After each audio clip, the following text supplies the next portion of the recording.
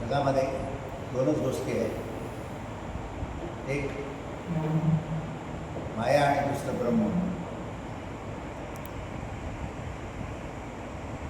माया मिथ्या आणि ब्रह्म सत्य असे शास्त्रे म्हणतात, संत साधू ज्ञानी पुरुष म्हणतात. माया म्हणजे जे आपल्याला रंगरूप, आकार आणि गुणरूप दृश्यमान जे आहे त्याला माया असे म्हणतात. म्हणजे आकाररूप आहे, गुणरूप आहे, रंगरूप आहे. हे सर्व काही विश्व आहे, विश्वाचा भाग आहे, विश्व आहे. या विश्वाला माया असे म्हटलेले आहे. आकाररूप सर्व माया म्हणण्याचा आपला देह पण आकाररूप आहे, तो सुद्धा मायेचाच भाग आहे. पिंड आणि ब्रह्मांड, पिंड म्हणजे आपली काया, ब्रह्मांड म्हणजे विश्व, दोन्ही एकच.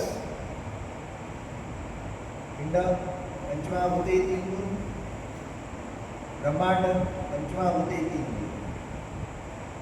दोन्हीकडे सारखं असल्यामुळे दोन्ही एकच आहेत. एकाशी दुसरा पूरक आहे, एकच दुसऱ्याचा भाग आहे. मग राहिलं काय जगामध्ये? सद्वस्तू, परब्रह्म. ते निर्गुण आहे, निराकार आहे, निश्चळ आहे. माया येते जाते, पण निर्गुण निराकार निश्चळ परब्रह्म अनंत अपार पूर्ण भरलेले, समान, एकसारखे, सर्वत्र व्यापून असलेले, प्रत्येक आकार स्वरूप वस्तूला आज बाहेर निवडून राहिलेले असे ते परब्रह्म सर्वत्र आहे. परिपूर्ण भरून राहिल्यामुळे त्याला आपल्याला वेगळं मोजता येत नाही, मापता येत नाही. रंगरूप आकार नसल्यामुळे त्याला पाहता येत नाही. गुणरूप नसल्यामुळे, रंगरूप आकार नसल्यामुळे आणि गुण नसल्यामुळे आपल्याला त्याला धरता येत नाही, टाकता येत नाही, पाहता येत नाही. परंतु ते नाही असे म्हणता येत नाही. आपल्या देहामध्ये आत्मा म्हणून ते वावरते आहे, विश्वामध्ये परमात्मा म्हणून वावरते. आता देहाला, त्या कायेला चालवणारा तो आत्मा, तो त्या परब्रह्माचं स्वरूप असल्यामुळे तो पण त्याला आकार नाही, रंगरूप नाही, त्याला पाहता येत नाही. त्याला वेगवेगळे नावं दिले. पंचप्राणाच्या स्वरूपामध्ये आपल्याला वावरते म्हणून त्याला प्राण म्हणतात, आणि आत्मा म्हणतात, चैतन्य म्हणतात, जीव म्हणतात. पण जीव म्हणजे जो अज्ञानाने परिपूर्ण आहे.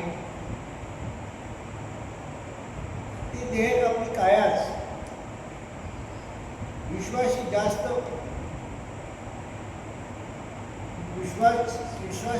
मिळून मिसळून आहे, विश्वाशी जास्त जवळचा संबंध ठेवून आहे, विश्वावर प्रेम करते आहे. म्हणून त्या परमतत्वालाच जीव असं म्हटलेलं आहे. परंतु मूळची जाणीव शुद्ध आहे, ती वावरते आपल्याला. जेव्हा काया पडते आणि आत्मा जातो, तेव्हा काया पडलेली दिसते, मृत झालेली दिसते, परंतु आत्मा जाताना कोणाला दिसत नाही. तो जातो म्हणजे काय?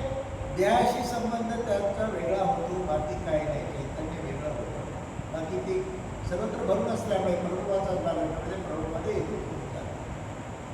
मग काया निश्चय पडते, काय नाश पावते. कारण तरी तिला गाडली पुरली तरी ती पंचमहाभूते आपापला हिस्सा घेऊन टाकतात, आणि जाळली तर उभं राहत होते, नाश पावते. म्हणून हे दिसते भासते परंतु नासते, ती माया. म्हणून आपल्या देहाला माया असं म्हटलेलं आहे. मग विश्वाचं पण तसंच आहे. विश्व आपल्याला दिसते, खरं दिसते, सगळं काय खरं असल्यासारखं भासतं. पण आता जे आहे तसं आणखी 5 वर्षांनी नसते किंवा वर्ष 2 वर्षांनी पण नसते किंवा आजचं उद्या आहे असं सुद्धा बरेचसे भाग विश्वाचा भाग आहे ते बरेचसे आजच्यासारखे उद्या नसतात. झाडं पेढं प्रत्येक ऋतुमानाप्रमाणे बदल पण होतो त्याच्यामध्ये आणि अनेक निर्माण होतात, काही काळ व्यवहारतात आणि नाश पावतात. म्हणून त्याला माया असे म्हटलेले आहे. माया म्हणजे माया हा शब्द कसा आहे, मा म्हणजे जे नाही आहे परंतु आहे असे दिसते भासते. प्रत्यक्ष सत्य नसून सत्य असे वाटते ती माया. मा म्हणजे त्याचा अर्थ असा, या म्हणजे जसे. आता आपल्या शरीराचा अनुभव घ्यायचा झाला तर बालपणी आपण जसे होतो तसे तरुणपणी नाही, तरुणपणी जसे आपण म्हातारपणी नाही आणि म्हातारपणानंतर मृत्यू होणार नाही. म्हणून त्याला माया असे म्हटलेले आहे. विश्वाचाही दोष भाग आहे. जसं आपण त्याच्याशी जवळचा व्यवहार करून सुद्धा आपण त्याच्या अर्थापर्यंत पोचत नाही, त्याच्या खरेपणापर्यंत आपण पोचत नाही, सत्यपणापर्यंत त्याच्या पोचत नाही. म्हणून आपण त्याला सर्व काही खरं मानून व्यवहार करतो आणि त्याचा मिथ्या आपण विसरून जातो आणि त्याच्यामध्ये इतकी आपण घडून जातो, एकरूप होऊन जातो की जेणेकरून मग आपल्याला त्याच्या मिथ्यापणाचा विसर पडतो,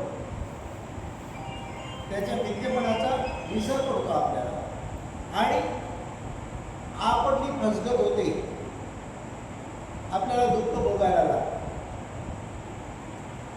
ही दुःख आपल्या जीवनात कमी व्हावं म्हणून शास्त्रामध्ये जसं सद्वस्तूचं वर्णन केलेलं आहे ते आपल्या स्वरूपाचं, त्या परमात्म्याचं, तसंच मायेचं वर्णन केलेलं आहे का आपल्याला त्या मायेचा खोटेपणा कळा, त्याच्यामध्ये सत्यता नाही आहे कळा, जेणेकरून मग आपला लोभ मोह आहे त्याच्याविषयीच्या वासना आहे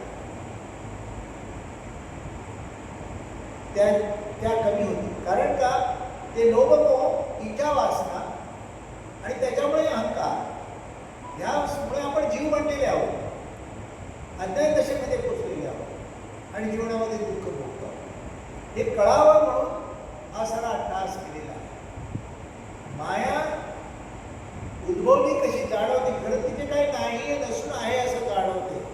एक आपण पाहतो ते काही दीर्घकाळ राहते म्हणून आपल्याला सत्य वाटते आणि शेवटी ते नाशच पावते. जसे एक स्वप्न एक 10 सेकंदासाठी पडलं, एक स्वप्न तासभर चाललं, तसंच एक स्वप्नच आहे दीर्घकाळ चालणारं स्वप्न रात्रभर आहे, तसं दीर्घकाळ चालणारं स्वप्न आहे.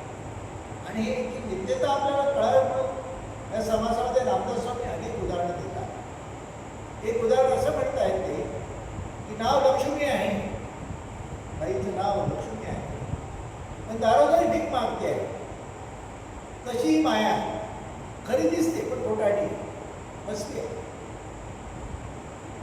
जसं आणखी उदाहरण दिले अनेक उदाहरणं दिली आहेत त्यांनी की जसं रस्त्यावर आपण उन्हाळ्यात उन्हात चालताना, दुपारच्या वेळी चालताना आपल्याला पुढे पाणी दिसतं रस्त्यावर दुर्गजळ, पण प्रत्यक्षात तिथे पाणी नाही आहे.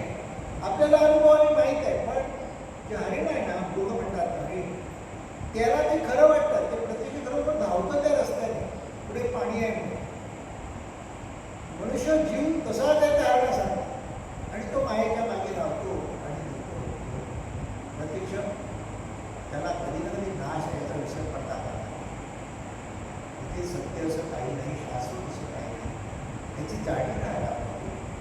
तेव्हाच आपण आपलं जीवन सुखाचं करू शकतो आणि ह्या अज्ञान क्रांतीतून मुक्त होतो. आणि ह्याच्यात त्यांच्या वाचनामुळे आपण अनेक दुष्कर्मी करतो आहोत, दुष्टबुद्धी आपल्यामध्ये निर्माण झालेली आहे आणि स्वतःचं जीवन पण खराब करतो आपण. ती होऊ नये म्हणून अभ्यास असला पाहिजे, हे कळलं पाहिजे. त्याच्यातून अनित्यता आपल्याला निर्माण झाली पाहिजे, आपल्याला वैराग्य निर्माण झाले पाहिजे. वैराग्य म्हणजे टाकून सोडून पडणे नाही, तर ज्ञान स्वरूपाने विवेकाने त्याचा वापर करणे, म्हणजे समजून उमजून ते करणे. जसं आणि उदाहरण दिलं रामदास स्वामी, नाव सावित्री आहे आणि लग्न होताच नवरा वारला, नाव सावित्री. तशी माया आहे, अवलक्षण आहे, हात दाखवून अवलक्षण म्हणतात तसं काही ते खरं नाही. अशी अनेक उदाहरणं त्यांनी दिली. दशावतारामध्ये एक पुरुष असतो, स्त्री पात्र करतो आणि प्रत्यक्ष आपण ते नाटक दशावताराचं बघायला जातो.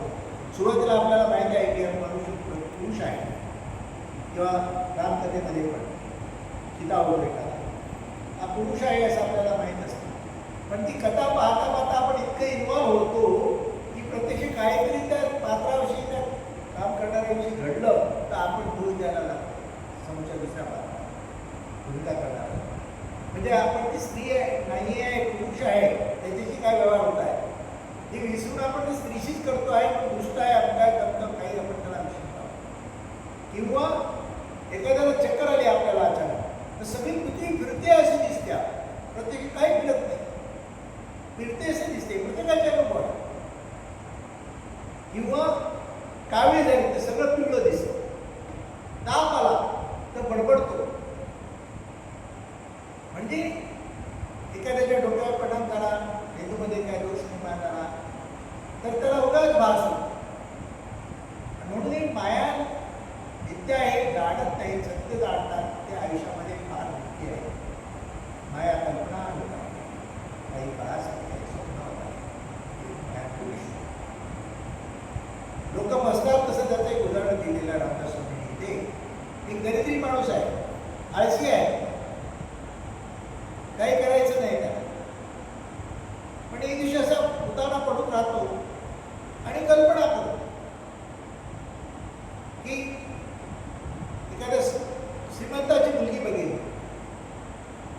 मग लग्न करेल तिच्याशी, मग खूप मला डावरी मिळेल, खूप पैसे मिळतील मला, मग मोठं घर घेईल, गाडी घेईल, भांडी कुठे घेईल, सामान घेईल, फर्निचर घेईल आणि ते राजवैभवामध्ये त्या मुलीकडे आलेल्या मुलांपेक्षा नाही जीवन राहील. एका दिवशी नाही माहिती ऐकली तर अशी लाथ मारेल, लाथ